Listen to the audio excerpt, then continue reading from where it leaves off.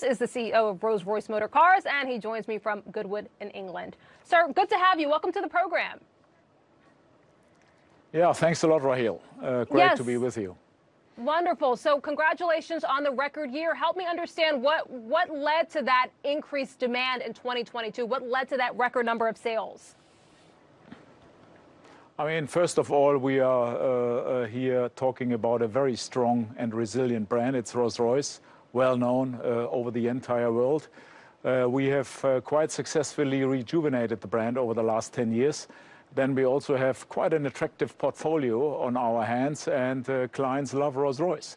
And then on top comes that the entire luxury market, be it jewelry, fashion, watches, was in high demand over the last years, and I think that also helped quite a lot. We have basically seen all markets, as you stated in the beginning, on very high record levels. Only China was slightly behind where it used to be due to the circumstances around COVID, obviously, but still a second best year ever in China as well. So, I mean, I'm very satisfied, as you can imagine. I bet. And in the U.S., your largest market, help me understand, who is your consumer? Are these younger entrepreneurs who suddenly have the cash and the wealth to spend? Who is your key demographic in the U.S.?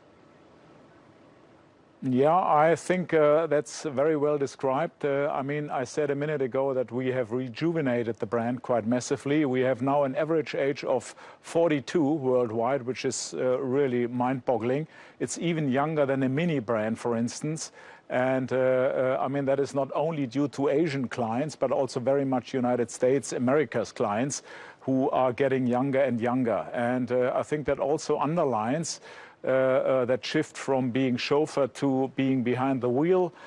Younger ones are now able already in early ages to accumulate quite some fortune and to run a proper business far easier than it might have been 15 years ago, where you needed to have real estate or investments into machinery and so on. So I think that demographic change within the ultra high net worth individuals also underlined our success in a way that far more younger ones are now belonging to this group of ultra high net worth individuals as ever before. And that is exactly reflected also in our average age profile.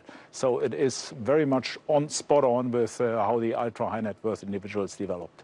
Yeah, average age of 42 certainly is interesting. And how do you do it? I'm sure it's a complex process, but how do you rejuvenate that brand to make it more attractive to a younger audience? Because I'm sure a lot of wealthy luxury brands would love to be able to simulate what you've been able to do. So help me understand, what are some of the things that go into that?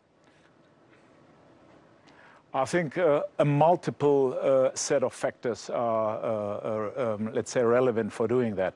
One, obviously, is that you need to shift the brand from time to time in a quite, I would call it even dramatic way, to overcome maybe an even older or more older image. For instance, we have introduced years ago Black Badge as one, I would call it now, alter ego, more menacing, bolder version of a Rolls-Royce that resonated extremely well with our younger clients worldwide. Then obviously we introduced also the right product. It started with Wraith, a fastback coupe, then later followed by Dawn, the beautiful convertible. Then Cullinan gave the brand a complete new cachet of being a very relaxed, easy to drive, casual kind of Rolls-Royce. And and now comes the next stage. And the next stage is us going electric with the car you see behind me, and that is Spectre. So I think we are on a very good path here to keep the brand highly relevant for our target group worldwide. And as I understand it, demand for the Spectre is also quite strong. Sir, before I let you go, any signs of a slowdown? And if not, at least coming off the back of this record year, what does keep you up at night looking into 2023?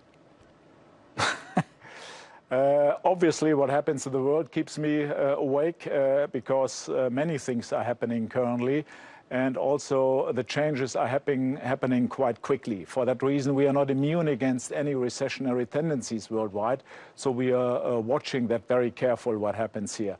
And that, allow me to say, keeps me awake from time to time to see certain things happening which might be causing some concerns for our business. But so far, I'm really pleased to see that we haven't seen a single cancellation of orders. Our order book is very strong, reaching far into 2023. And particularly the United States, Americas in total, is a very, very strong market for us and continues to be a strong one. Order inflow is strong, and I think it's great. Americas is now 35% of our total worldwide business, and that's quite a success story. Yeah, quite impressive. And I'm sure a lot of automakers would love to be in the seat that you are currently in. We'll leave it here, sir. That's Torsten Müller-Ötvös. He's the CEO of Rolls-Royce. Thank you very much. Thank you, sir.